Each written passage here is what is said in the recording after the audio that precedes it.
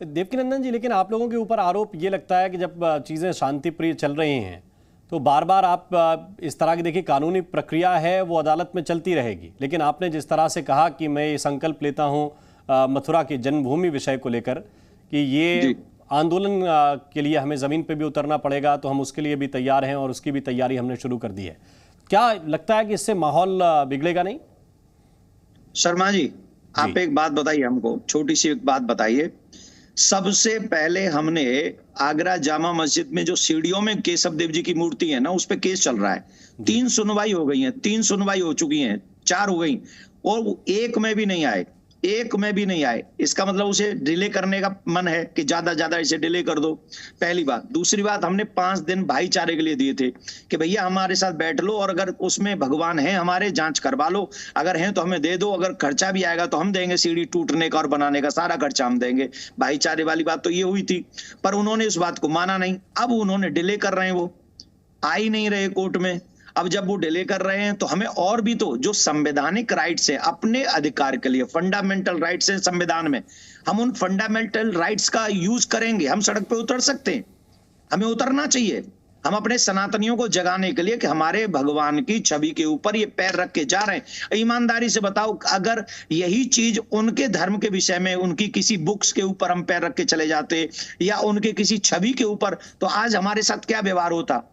57 country हमारा विरोध करती, हमें मार देती, हमें फतवा दे देती, न जाने क्या क्या कर देती। लेकिन जब हमारे कृष्ण के ऊपर, हम उनकी छवि के ऊपर कोई पैर रख के जाता है तो हम क्या चुप बैठे रहें? हम चुप बैठे रहेंगे? हम कुछ नहीं बोलेंगे?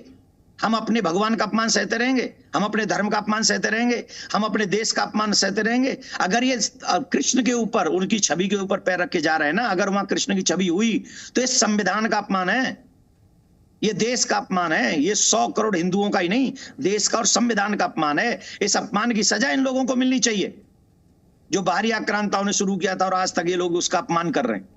लेकिन क्या आपको नहीं लगता कि अगर इतना संवेदनशील मामला है तो अदालतों को भी इसको फास्ट ट्रैक तरीके से निपटाना चाहिए? नहीं, वही तो हम कह रहे हैं कि अगर जैसे 3-4 बार वो नहीं आए जामा मस्जिद में सीढ़ियों के लिए, तो पहला काम यही करना चाहिए कि एवरीडे सुनवाई करें। नहीं आ रहे तो मत आओ। अब 18 जुलाई की सुनवाई थी और 18 अगस्त हमको दे दिया, तो 1 महीना तो हमारा गया बेकार। 1 महीने अब और भगवान का अपमान सहते रहे हम। अब वो अगली बार नहीं आएंगे तो और हमें डेट मिल जाएगी, तो फिर और वेट करते रहेंगे। अरे अगर कृष्ण का सम्मान का विषय है तो वहां जब कसाब के लिए रात के 2 बजे कोर्ट खुल सकता है, तो हमारे कृष्ण के लिए कोर्ट एवरीडे क्यों सुनवाई नहीं कर सकते? ये मेरी निवेदन है आपके चैनल के माध्यम से। मैं सुप्रीम कोर्ट से भी प्रार्थना करता हूं। मेरा कोई मतलब नहीं है, एज ए सनातनी, एज ए ब्रजवासी, मैं अपने कृष्ण से लव करता हूं, ऐसे हिंदू मैं अपने भगवान से प्यार करता हूं, इसलिए मेरा कृष्ण मोस्ट इंपॉर्टेंट है मेरे लिए। अगर सुप्रीम कोर्ट कहे कि हम तुम्हारे कृष्ण की जांच करवा देंगे, उसके लिए देवकीनंदन तुम्हारे प्राण लेने पड़ेंगे, मैं हंसते हंसते अपने प्राण दे दूंगा। लेकिन मेरे कृष्ण को अगर सीढ़ियों में है तो उनको निकालो और जितना जल्दी हो सके निकालो। लेकिन इसके प्रमाणिक तथ्य भी स्वाभाविक है, आप चूंकि अब मुकदमे ही लड़ रहे हैं तो प्रमाणिक तथ्य भी इसके प्रस्तुत किए होंगे आप लोगों ने? भाई साहब, जिन्होंने गाड़ी है उनकी छवि, उनके शागिर्दों ने किताबें लिखी हैं। मैं अपने हिंदू साहित्यकारों की बात नहीं कर रहा हूं, मैं मथुरा के डीएम की बात नहीं कर रहा हूं। उस समय जो कलेक्टर थे मथुरा के, जो अंग्रेजी शासन के समय थे, उन्होंने किताब लिखी है, मैं उनकी बात नहीं कर रहा हूं। हिंदुओं ने जो किताब लिखी मैं उनकी बात नहीं कर रहा हूं। अरे जो औरंगजेब के शागिर्द थे, 24 घंटे उनके साथ में रहने वाले थे, उन्होंने जो माजरे आलमगिरी किताब लिखी है उसमें पूरा बायोडाटा है। या तो ये कह दे कि वो इतिहासकार गलत था, कि जो मुस्लिम इतिहास लिखते हैं वो गलत लिखते हैं, वो बोल दें इस बात को, मैं एग्री कर जाऊंगा। और अगर वो इसी मासरे आलमगिरी, चूंकि हम ज्ञानवापी पे अब इस वक्त चर्चा कर रहे हैं, इसी में तो ये मंदिर, विश्वेश्वर नाथ का मंदिर तोड़ने का भी जिक्र है।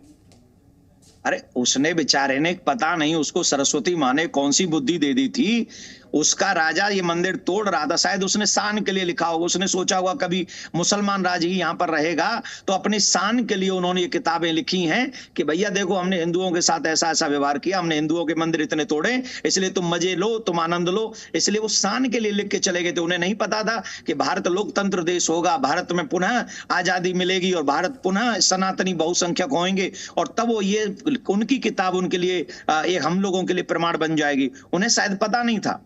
लेकिन ऐसे तमाम 4 लाख प्लस मंदिर तोड़े औरंगजेब ने, जी 4 लाख, जिसमें से हम तो 3 ही मांग रहे हैं। काशी मथुरा अयोध्या तो मिल ही गया, काशी मथुरा बाकी है और जामा मस्जिद की सीढ़ी बाकी है। जब तक इनका निर्णय नहीं हो जाएगा, किसी भी हिंदू को शांत नहीं बैठना चाहिए।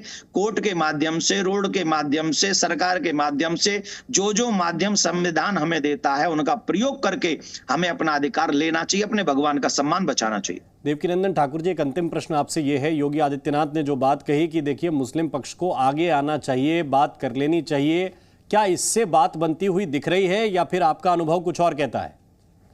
पहली बात तो मैं ये कहता हूं, योगी जी हमारे प्रदेश के मुख्यमंत्री हैं। उन्होंने इस प्रदेश के लोगों का, सबका भला सोचते हुए ये बात कही है, क्योंकि वो किसी के साथ न्याय और अन्याय नहीं करना चाहते, वो सबके साथ न्याय करना चाहते, क्योंकि राजा है, वो उनका अधिकार है, उनका वही धर्म है। लेकिन मेरा अनुभव ये कहता है कि आप कितना भी गिड़गिड़ा लो, कितना भी गिड़गिड़ा लो, इनको प्रेम की भाषा समझ में नहीं आती है। ये तो कानून के माध्यम से ही सब संभव हो सकता है।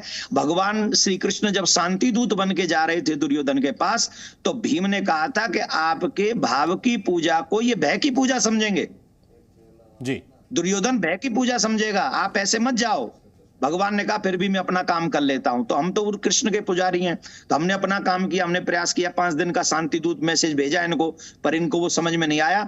जो मेरा अनुभव कहता है, जो मेरा एक्सपीरियंस कहता है, मैं गारंटी से कह सकता हूं, कभी भी न तो ये अयोध्या पे बैठे, न ये काशी पे बैठे, न ये मथुरा पे बैठेंगे, और न ये जामा मस्जिद का आगरा की सीढ़ियों पे बैठेंगे। ये सिर्फ और सिर्फ विवाद चाहते हैं और आपस में बंटवारा चाहते हैं कि बटें। 1 मिनट के लिए आपको रोकना चाहता हूं, कुछ और धर्माचार्यों की प्रतिक्रिया आ रही है, वो सुना दूं, फिर मैं आपसे एक और प्रश्न करना चाहता हूं। मुस्लिम की तरफ से बहिष्कार है कोई?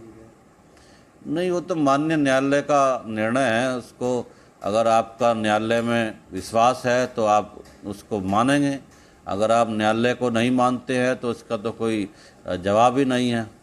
अभी एएसआई की टीम पहुंच गई है, सर्वे शुरू हो गया है, हो रहा है।